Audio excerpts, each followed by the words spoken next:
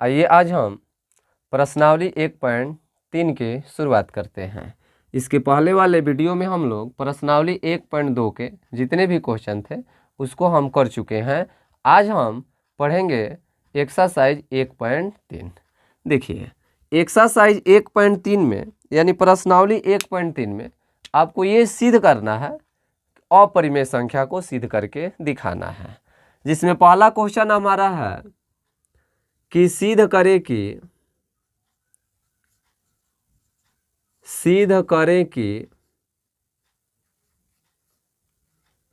√5 एक अपरिमेय संख्या है। अपरिमेय संख्या है, ठीक है ना। पूरा इस चैप्टर में आपको यही सिद्ध करना है। 3-4 गो सवाल है, 3-4 गो प्रश्न है। इनमें से सबको यही सिद्ध करना है कि सिद्ध करे कि √5 एक अपरिमेय संख्या है, 1/√5 एक अपरिमेय संख्या है, 3√2 एक अपरिमेय संख्या है। तो हम कुछ बेसिक पढ़ाए थे शुरुआती चरण में, जिसमें बताए थे परिमेय और अपरिमेय संख्या का परिभाषा, परिमेय और प्लस अपरिमेय। तो बताए थे कि परिमेय जिसे P/Q के रूप में लिखा जा सके, P और Q पूर्णांक हो और Q का मान कभी 0 न हो। अपरिमेय संख्या को P/Q के रूप में नहीं लिखा जा सकता है। यदि इसको सिद्ध करने की बात होगी तो हम इसको लेकर चलते हैं। इसका उल्टा अपरिमेय संख्या सिद्ध करना है तो पूरा काम हम परिमेय संख्या पर करेंगे और लास्ट में हमारा रिजल्ट गलती आएगा, यानी विपरीत आ जाएगा। तो परिमेय का विपरीत क्या होता है? अपरिमेय होता है। हाँ, इस चैप्टर को पढ़ने से पहले 2-4 बिंदुओं को आप ध्यान में रखेंगे। क्या ध्यान में रखेंगे? परिमेय संख्या और अपरिमेय संख्या। ये मान लीजिए 5 एक परिमेय संख्या है और √2 एक अपरिमेय संख्या है। तो परिमेय और अपरिमेय संख्या को जोड़ेंगे तो हमारा अपरिमेय मिलेगा। परिमेय और अपरिमेय संख्या को घटाएंगे तो वो हमारा अपरिमेय मिलेगा, और परिमेय और अपरिमेय संख्या को गुणा करेंगे तो वो हमारा अपरिमेय होगा, और परिमेय और अपरिमेय संख्या का भागा करेंगे तो वो हमारा क्या होगा? अपरिमेय होगा। कहने का मतलब हमारा है कि ये 5 में √2 जोड़ेंगे तो 5 + √2 ये क्या है? आपका अपरिमेय संख्या है। 5 में √2 घटाएंगे तो 5 - √2 ये भी आपका अपरिमेय संख्या है। 5 में √2 का गुणा करेंगे यानी 5 √2 लिखेंगे, ये भी आपका अपरिमेय संख्या है। और इसका भागा करेंगे यानी 5/√2। तो हमेशा याद रखना है कि परिमेय और अपरिमेय संख्या का जोगफल, इसको जोगफल बोलते हैं ना, जोगफल, अंतर, गुणनफल और भागफल, ये सब क्या होता है? अपरिमेय ही होता है, ठीक है ना। इस बात को आप लोग ध्यान रखिएगा। चलिए अब हम इसको सिद्ध करते हैं। क्या कह रहा है हमारा पहला क्वेश्चन? पहला क्वेश्चन कह रहा है कि सिद्ध करें कि √5 एक अपरिमेय संख्या है। अभी बताएं कि ऐसे सवाल को हम विपरीत मानकर चलते हैं। जहां भी आपको सिद्ध करने के लिए ये 2 नंबर या 5 नंबर में पूछता है। हम लोग जब पढ़ते थे यानी 2012 में जब हम एग्जाम दिए थे 10th का, तो उस समय यही सवाल 5 नंबर में आया था, ठीक है ना। तो ये कभी कभी 5 नंबर में या 2 नंबर में, 3 नंबर में भी आ जाता था, लेकिन 3 नंबर अब नहीं दे रहा है, 2 नंबर और 5 नंबर। ध्यान दीजिएगा। तो हल करेंगे तो क्या मानेंगे हम लोग? लिखेंगे यदि संभव हो तो, देखिए संभव हो तब, यदि संभव हो तो माना √5 एक परिमेय संख्या है। √5 परिमेय नहीं ना है, अपरिमेय ना है, इसलिए यहाँ लिखे हैं यदि संभव हो तो माना, यानी संभावना के आधार पर लेकर चलेंगे। परिमेय के जो भी नियम होगा ओकरे हिसाब से हम लोग चलेंगे और लास्ट में हमारा इसका उल्टा रिजल्ट आएगा, जिससे हम अपने निष्कर्ष पर पहुंचेंगे। तो यदि संभव हो तो माना √5 क्या है? परिमेय संख्या है। इसलिए तो जब परिमेय संख्या है तो किसी भी परिमेय संख्या को P/Q के रूप में लिखा जा सकता है।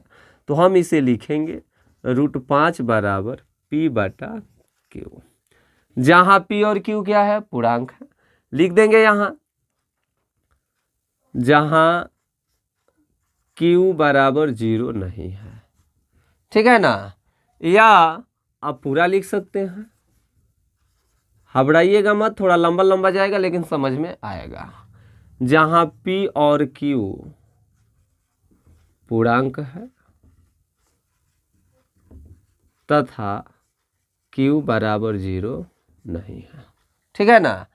अब यहाँ आपको एक कंसेप्ट हमेशा याद रखना है, कोई भी अपरिमेय संख्या सिद्ध करने के लिए देगा उसमें क्या, यहाँ क्या लिखना है, P और Q के बीच में कोई भी उभयनिष्ठ गुणनखंड मौजूद नहीं है एक के अलावा।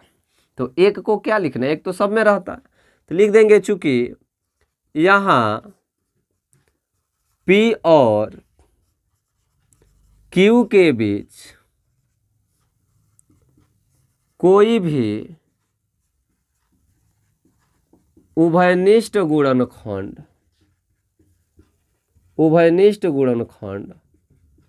मौजूद नहीं है। ठीक है ना। या कुछ लोग इसको लिखते हैं जहां P और Q सह अभाज्य संख्याएं हैं। सह अभाज्य का मतलब जहां P और Q का HCF क्या होना चाहिए, 1। यानी जब दो संख्याओं का HCF 1 होता है तो उसको बोलते हैं हम लोग सह अभाज्य संख्या। वही चीज है P और Q के बीच कोई भी उभयनिष्ठ गुणनखंड मौजूद नहीं है, एक के अलावा इसमें लिख सकते हैं कि P और Q के बीच एक के अलावा कोई भी उभयनिष्ठ गुणनखंड मौजूद नहीं है। तो एक क्या लिखें, एक तो सब में रहता है, जब किसी में कुछ नहीं मिलता है तो एक मिलता है। ठीक है ना। तो ये भी हम लोग लिखेंगे, गलत नहीं है, या ये भी लिख, इसका मतलब ये हो सकता है क्या, यही है P व Q का HCF 1 है। चलिए अब हम क्या करते हैं, इतना चीज हम लोग याद इसको आप याद भी कर लीजिएगा। इस सब में जितना हम लोग सिद्ध करेंगे अपरिमेय संख्या, सब में ये चीज हम लोग लिख सकते हैं। तो यहाँ हम लिखेंगे अब क्या, इसका हम वर्ग कर देंगे, इसका हम दोनों तरफ क्या कर देंगे, वर्ग कर देंगे। लिखेंगे दोनों तरफ, इसलिए दोनों तरफ वर्ग करने पर, दोनों तरफ वर्ग करने पर, वर्ग कीजिए तो 5√5 का वर्ग करेंगे, फिर बराबर P बटा में Q का वर्ग करेंगे। जब आप इसका वर्ग कीजिएगा तो 5√5 का वर्ग करेंगे तो स्क्वायर से रूट खत्म हो जाएगा, यहाँ बचेगा सिर्फ 5, इधर बच जाएगा आपका P² बटा में क्या, Q²। ठीक है।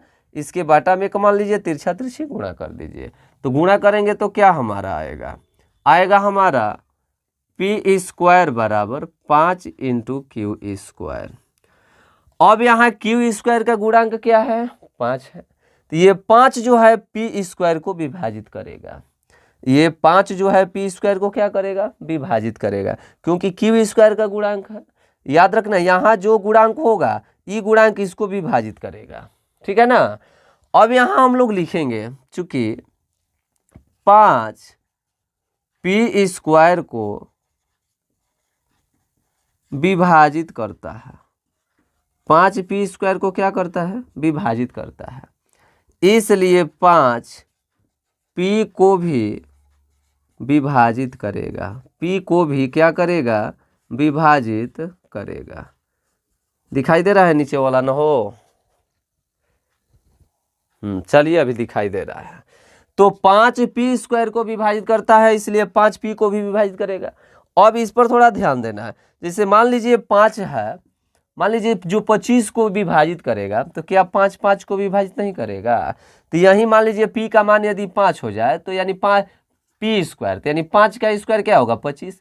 तो जब 25 को ये 5 विभाजित करेगा तो क्या P का, जैसे यहाँ समझ रहे हैं ना हम क्या कहना चाह रहे हैं, 5², तो 5² का मतलब 25, तो हई 5 जो है P² को विभाजित करेगा, तो जब हई स्क्वायर हटा देंगे तो क्या 5 5 को विभाजित नहीं करेगा। बस वही चीज़ यहाँ पर है कि 5 P² को विभाजित करता है, इसलिए 5 P को भी क्या करेगा, विभाजित करेगा। अब इसके बाद हम क्या करेंगे, अब इसके बाद यहाँ P को विभाजित कर रहा है, इसलिए यहाँ हम मानेंगे, अब पुनः माना पी स्क्वायर पी को विभाजित करेगा, यानी पी 5 पी स्क्वायर को विभाजित करता है और 5 पी को भी विभाजित कर, यहाँ पी का बात आ रहा है तो अब यहाँ मानना पड़ेगा, पुनः माना पी बराबर, अगर है क्यू स्क्वायर को विभाजित लिखा जाता तो यहाँ क्यू बराबर मानते हैं, लेकिन पी को विभाजित कर रहे इसलिए यहाँ पी बराबर। तो क्या सिद्ध कर रहे हैं हम लोग, 5 सिद्ध कर रहे हैं ना, √5 सिद्ध करेंगे तो यहाँ 5m मान लेंगे, क्योंकि पी और क्यू पहले से आ गया है। पी और क्यू को छोड़कर आपको m मानना होगा, m मान लीजिएगा, n मानना होगा, n मान लीजिएगा, a मानना होगा, a मान लीजिएगा, p और q को छोड़कर जो आपको मानना है मान लीजिएगा। अब यहाँ p बराबर 5m, काहे 5m माने हैं, क्योंकि हम सिद्ध कर रहे हैं √5। √5 यदि सिद्ध करेंगे तो 5m मानेंगे, √2 सिद्ध करते तो 2m मानते, √3 सिद्ध करते तो 3m मानते। समझ रहे हो ना क्या कर रहे हैं। अब बस वही प्रक्रिया दोहरा देना है, यहाँ वर्ग किया गया है ना, अब इसको भी वर्ग कर देंगे, दोनों तरफ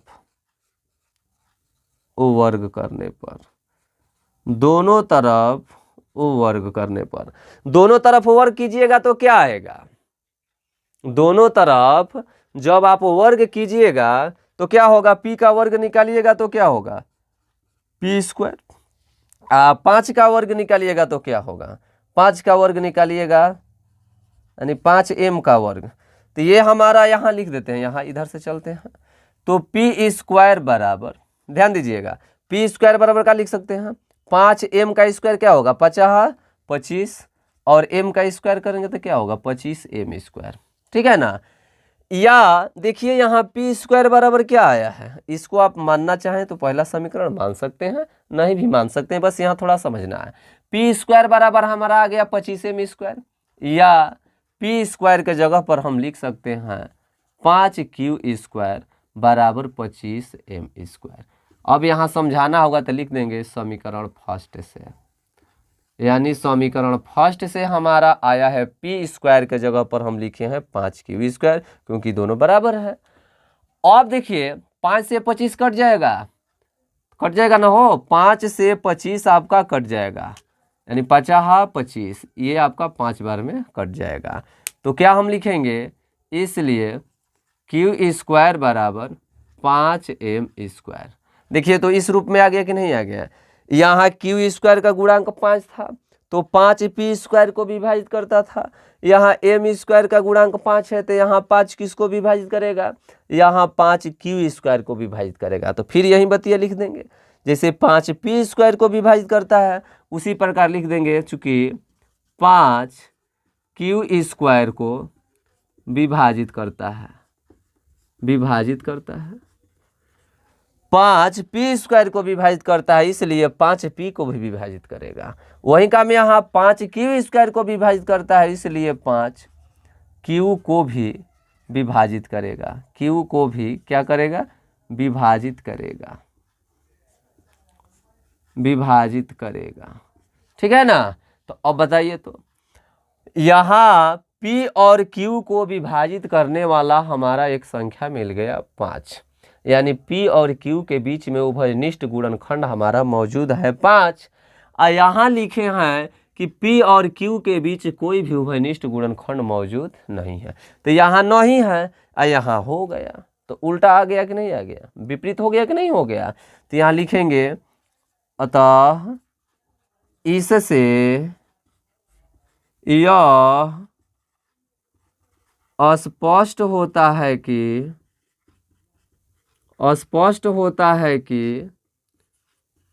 P और Q के बीच उभयनिष्ठ गुणनखंड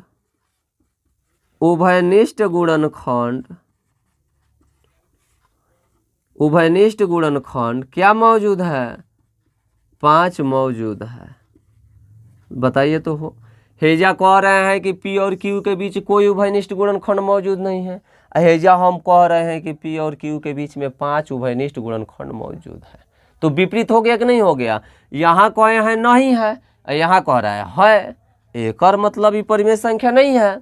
यदि परिमेय संख्या होता तो यहाँ P और Q के बीच उभयनिष्ठ गुणनखंड एक के अलावा कुछ दूसरा नहीं होता, लेकिन यहाँ आ गया है, तो एक और मतलब कि परिमेय नहीं है। तो जब परिमेय है ये नहीं है तो तो एक और अपोजिट क्या होता है, अपरिमेय है। उभयनिष्ठ गुणनखंड 5 मौजूद है जो हमारी मान्यता के विरोध है, जो हमारी मान्यता के क्या है, जो हमारे मान्यता के विरुद्ध है, मान्यता के विरुद्ध है, जो हमारी मान्यता के क्या है, विरुद्ध है। अतः √5 एक परिमेय संख्या नहीं है। √5 एक क्या नहीं है, परिमेय संख्या नहीं है। तो परिमेय संख्या नहीं है तो है क्या, अपरिमेय है। तो लिख देंगे इसलिए √5 एक क्या है, अपरिमेय संख्या है। √5 एक अपरिमेय संख्या है। प्रूव्ड, यानी हम लोग सिद्ध कर चुके हैं। इसको अच्छे से प्रैक्टिस कीजिए, ये पूरा चैप्टर में अब कुछ नहीं है, बस यही चीज हुई है। हाँ, अब देखिए तो इसी को कहता कि सिद्ध करे कि 1/√5 एक अपरिमेय संख्या है। 1/√5 एक अपरिमेय संख्या है, तो इसका उल्टा दे दिया है ना। मैं कमवा यही होगा, बस हॉई वाला जो पोजीशन देख रहे हो यहाँ पर आएगा और हॉई वाला पोजीशन यहाँ पर आएगा। इसके बाद यू हो सकता है ना, हो जाएगा। जैसे वर्ग करेंगे इसका तो ये p² बटा में q² होगा ना, हो तो ये क्या हो जाएगा 1/5। गुणा करेंगे तो q² बराबर 5p²। बताओ तो यहाँ p² का गुणांक 5 है, तो 5 यहाँ किसको विभाजित करेगा, q² को। तो ये चीज हुई आएगा। लेकिन हॉई वाला जो पोजीशन देख रहे हैं स्थिति, ये स्थिति आपको यहाँ देखने को मिलेगी और हॉई वाला स्थिति जो देख रहे हैं यहाँ देखने को मिलेगी। समझ रहे हो क्या कह रहे हैं हम लोग, क्या कह रहे हैं हम ना। तो इस तरह से हम 1/√5 को भी सिद्ध कर सकते हैं। अब हम उम्मीद करते हैं कि ये प्रश्न आपको समझ में आ गया होगा, और नहीं तो इसको जल्दी नोट कीजिए। अब हम क्वेश्चन नंबर 2 पर चलते हैं।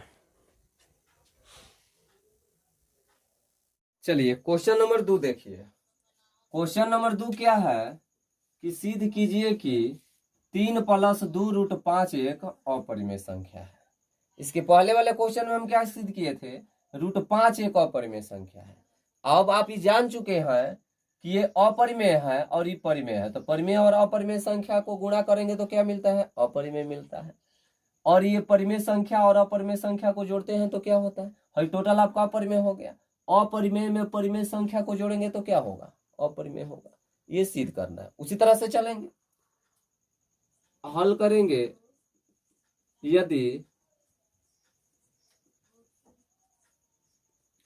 संभव हो तो माना 3 + 2√5 एक परिमेय संख्या है। 5 एक क्या है, परिमेय संख्या है। तो इसलिए परिमेय संख्या का जो नियम होता है लिखिए, इसलिए 3 + 2√5 बराबर p/q। जहां डायरेक्ट लिख दीजिए, जहां q बराबर 0 नहीं है, उतनों से काम चला लेंगे, तथा p व q का HCF क्या होना चाहिए, 1। यानी 100 अभाज्य संख्याएं हैं। इसी को हम लोग लिखते हैं p और q के बीच 1 के अलावा कोई भी उभयनिष्ठ गुणनखंड मौजूद नहीं है, वो भी हम लोग लिख सकते हैं। इतना से भी हम काम चला लेंगे। अब यहाँ वर्ग नहीं करेंगे क्योंकि अकेला √5 √2 1/√2 1/√5 ऐसा दिया रहता है, या √3 1/√3। तो इस तरह के अपरिमेय संख्या को सिद्ध करने के लिए वर्ग करना पड़ता है। लेकिन जब परिमेय अपरिमेय परिमेय अपरिमेय आपस में गुणा करके जोड़ के घटा कर दिया है तो वर्ग करने की जरूरत नहीं है। तो करेंगे क्या इसमें बस हमको ये करना है कि परिमेय को एक साइड में कर दो और अपरिमेय को एक साइड में कर दो। अब तो जान चुके हो ना कि परिमेय और अपरिमेय क्या होता है। तो ये आपका परिमेय है, हो आपका परिमेय है, हो आपका परिमेय है। एकरा संगमा में है तो मैं अपरिमेय हुआ है, लेकिन एकर संगमा छोड़ के जैसे ही है साइड में आएगा ये मैं क्या हो जाएगा, परिमेय हो जाएगा। तो सबसे पहले है √5 को छोड़कर है दोनों को उस साइड में लेकर चलेंगे हम। तो लिखेंगे इसलिए 2√5 बराबर, तो 2√5 या एक बार उतार दीजिए, फिर एक बार उतारिए इसको, चूंकि 3 + 2√5 बराबर P बटा में Q, तो इसलिए 2√5 बराबर, तो 3 प्लस में उधर जाएगा तो माइनस में, तब P बटा Q हुआ माइनस क्या 3। अब इसका घटाव कर दीजिए बटा पर का, चूंकि 2√5 बराबर Q एक का लघुत्तम Q, ये आपका P हो जाएगा, ये आपका 3Q हो जाएगा। अब यहाँ 2 गुणा में उधर जाएगा तो क्या हो जाएगा भागा में, तो √5 बराबर P - 3Q बटा में क्या हो जाएगा 2Q, तब P - 3Q 2Q ये सब पूर्णांक है, तो है टोटल क्या हो गया परिमेय संख्या हो गया। तो यहाँ आप लिख सकते हैं चूंकि P - 3Q तथा 2 क्या है पूर्णांक है, मैं पूर्णांक है, तो इसलिए है कौन हो जाएगा परिमेय हो जाएगा। तो इसलिए P - 3Q बटा में 2Q एक परिमेय संख्या है, एक परिमेय संख्या है। तो बताइए जब हई परिमेय संख्या हो जाएगा तो एकरे बराबर न √5 भी है, तो इस नियम से हयो आपका क्या होगा परिमेय होगा। तो लिख देंगे इसलिए √5 भी एक परिमेय संख्या होगी। तो परिमेय संख्या होगी किसके आधार पर, इसके आधार पर, लेकिन वास्तविकता क्या है इसका, वास्तविकता यही है कि अपरिमेय संख्या है, हम सिद्ध कर चुके हैं। तो यहां लिख देंगे लेकिन हम जानते हैं कि √5 एक अपरिमेय संख्या है, जो हमारी मान्यता के क्या है विरोध है, जो हमारी मान्यता के विरोध है या खिलाफ है विरोध है। इसलिए √5 एक अपरिमेय संख्या होगी, √5 एक क्या होगी अपरिमेय संख्या होगी। √5 क्या हो जाएगा अपरिमेय संख्या। जब यह अपरिमेय संख्या, तो परिमेय और परिमेय को अपरिमेय संख्या के साथ रहकर जोड़े गुणा करे घटाए तो सब क्या होता है अपरिमेय संख्या होता है। इसलिए 3 + 2√5 या और एक स्टेप बढ़ा दो, इसलिए 2√5 भी अपरिमेय संख्या होगी, अपरिमेय संख्या होगी। इसलिए अब हयो जोड़ा गया है, 3 + 2√5 भी एक अपरिमेय संख्या है, अपरिमेय संख्या होगी प्रूफ। ठीक है ना। इसी विधि का प्रयोग करके आप बना लेंगे क्वेश्चन नंबर तीसरा, पहला दूसरा और तीसरा में 3 गो सवाल दिया है, तो तीसरा में 3 गो सवाल दिया है तो उसको भी बना दे। देखिए इसको मिटाए, चलिए देखिए लीजिए थोड़ा थोड़ा। देखिए तीसरा जो है हमारा, इसमें पहला आपको दिया है 1/√2, तो 1/√2 इसको सिद्ध करने के लिए हम क्या करेंगे मान लेंगे कि यह क्या है परिमेय संख्या है।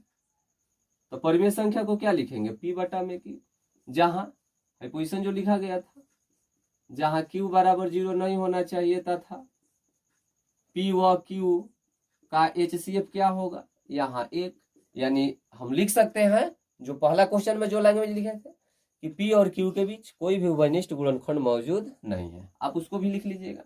तब हम यहाँ क्या करना था वर्ग किए थे, तो वर्ग करेंगे तो क्या हो जाएगा 1/√2 का वर्ग। यहाँ आप लिख लीजिएगा कि P और Q के बीच कोई भी उभयनिष्ठ गुणनखंड मौजूद नहीं है, उसी का शॉर्टकट फॉर्म ये चीज हुई है। ठीक है ना। तो वर्ग करेंगे तो P बटा में Q का वर्ग कीजिए, तो 1 का वर्ग 1 होगा और √2 का वर्ग क्या होगा 2 होगा, P का वर्ग P² और Q का वर्ग Q², तिरछा तिरछी गुणा कर दीजिए तो P² बराबर क्या आ जाएगा Q² बराबर आ रहा है 2P²। देखिए तो ये यहाँ क्या लिखेंगे हम पी स्क्वायर का गुणांक दो दिया है, तो दो किसको विभाजित करेगा? क्यू स्क्वायर को विभाजित करेगा। तो लिख देंगे चूंकि दो क्यू स्क्वायर को विभाजित करता है, तो जब भी विभाजित करता है क्यू स्क्वायर को, तो क्यू को भी विभाजित करेगा, इसलिए दो क्यू को भी क्या करेगा? क्यू को भी विभाजित करेगा। अब हम क्या किए थे √5 वाला में, अब ओकरा में पी स्क्वायर आया था, तो पी बराबर माने थे 5m। अब भेजा क्यू को विभाजित कर रहा है, तो भेजा लिखेंगे अब पुनः माना क्या? क्यू बराबर यहां मानेंगे, क्यू बराबर, आप इसको पहला समीकरण मान लीजिएगा, क्यू बराबर क्या मानेंगे? 2m मानेंगे, क्योंकि √2 सीधे 1/√2 है, तो √2 रहेगा तो 2m मानेंगे। जैसे पहला में 5 सिद्ध करना था, √5, तो 5m माने थे, तो यहाँ 2 माने हैं। अब क्या कर देंगे? दोनों तरफ वर्ग कर देंगे, दोनों तरफ क्या करने पर? वर्ग करने पर। तो दोनों तरफ वर्ग करेंगे तो क्या हो जाएगा? दोनों तरफ जब आप वर्ग कीजिएगा तो आपको क्या मिलेगा?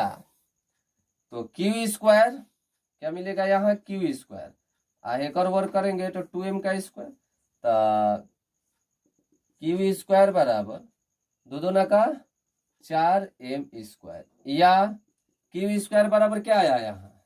2p स्क्वायर, इसके जगह यहाँ पर लिख दीजिए 2p स्क्वायर बराबर क्या? 4m square.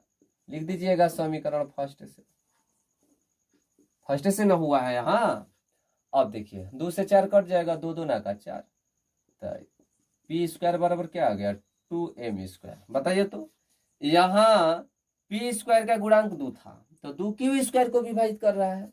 उसी तरह यहाँ m स्क्वायर का गुणांक 2 है, तो ये 2 किसको विभाजित करेगा? पी स्क्वायर को। चूंकि 2 पी स्क्वायर को विभाजित करता है, तो इसलिए 2 किसको? पी को भी विभाजित करेगा, पी को भी क्या करेगा? विभाजित करेगा। अभी पता चला कि पी स्क्वायर, पहला क्वेश्चन में हम लोग देखें, पी स्क्वायर का मतलब यदि पी का मान 2 मान लो, तो 2 स्क्वायर को यदि 2 विभाजित करेगा तो 2 को भी विभाजित करेगा। ठीक है ना? इसका मतलब यही हुआ। तो अब बताइए तो यहां हम लिखे हैं कि पी और क्यू का एचसीएफ केवल 1 होगा, यानी पी और क्यू केवल स्वाभाविक संख्या दिखा रहे हैं, यानी पी और क्यू के बीच में कोई भी उभयनिष्ठ गुणनखंड मौजूद नहीं है। यहां लिखना पड़ेगा चूंकि पी और क्यू के बीच कोई भी उभयनिष्ठ गुणनखंड मौजूद नहीं है, कोई भी उभयनिष्ठ गुणनखंड मौजूद नहीं है। इसी का ना शॉर्टकट फॉर्म ये लिखे हैं, यानी एचसीएफ केवल 1 है। लेकिन यहाँ पी और क्यू के बीच उभयनिष्ठ गुणनखंड क्या आ गया? 2 आ गया। क्यू को भी 2 काट रहा है, पी को भी 2 काट रहा है, अतः यहाँ पी और क्यू के बीच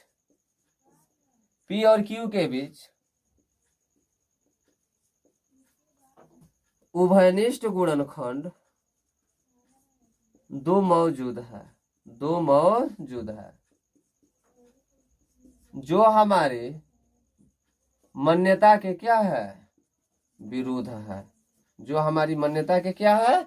विरुद्ध है। तो जो हमारी मान्यता के विरुद्ध है, तो इसलिए √2 एक अपरिमेय संख्या है।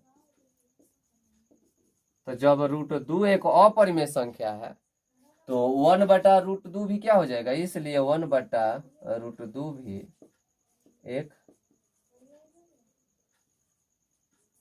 अपरिमेय संख्या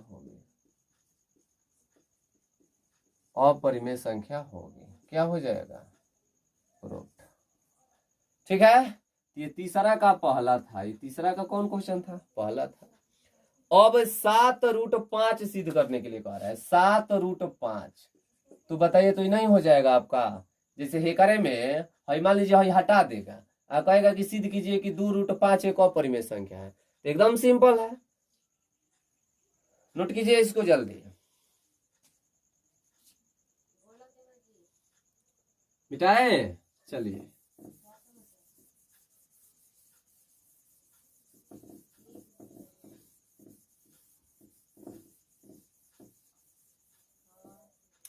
अब क्या करना है? अब हमको सिद्ध करना है कि 2√5, या प्रश्न वाला लेके चलो, किताबे वाला, तीसरा का दूसरा 7√5। तो मान लेंगे 7√5 एक परिमेय संख्या है, तो यही वही मैं कंडीशन लिखाएगा, ये वाला लिखाएगा, समझ रहे हो ना, ये वाला लिख लीजिएगा आगे। तब भेजा क्या कीजिएगा बताइए, तो 7 गुणा में उधर जाएगा तो क्या हो जाएगा, भागा में हो जाएगा, P/7 लैंग्वेज लिख लोगे ना। चलिए तो बताइए, तो हाई आपका क्या हो गया, परिमेय संख्या हो गया। जब हाई आपका परिमेय संख्या हो गया तो हाई आपका क्या होगा, परिमेय संख्या होगा। तो ये लिख दीजिएगा, ये परिमेय संख्या है, इसलिए √5 भी एक परिमेय संख्या होगा। परंतु हम जान चुके हैं कि √5 एक अपरिमेय संख्या है, जो परिमेय संख्या नहीं है, अपरिमेय संख्या है। इससे यह स्पष्ट होता है कि 7√5 भी क्या होगा, एक अपरिमेय संख्या में होगा। इसी तरह 6 + √2 है, तो इसको भी हम मानेंगे P/Q। तो यहाँ हई अपरिमेय है, हई परिमेय है, तो परिमेय को उधर लेकर जाएंगे तो क्या हो जाएगा, P/Q है -6। तो जानते हो ना कि परिमेय संख्या में परिमेय संख्या घटाओगे तो परिमेय आएगा, तब हई टोटल परिमेय हो गया, तो हई क्या हो जाएगा, परिमेय हो जाएगा। लेकिन हम जानते हैं कि √2 एक क्या है, अपरिमेय संख्या है, जो हमारी मान्यता के विरोध है। इसलिए √2 एक अपरिमेय संख्या है, इसलिए 6 + √2 भी एक क्या है, अपरिमेय संख्या है। ठीक है, तो आज हमारा ये प्रश्नावली 1.3 भी समाप्त हो गया। अब हम अगले दिन मिलते हैं प्रश्नावली 1.4 में। ठीक है, धन्यवाद।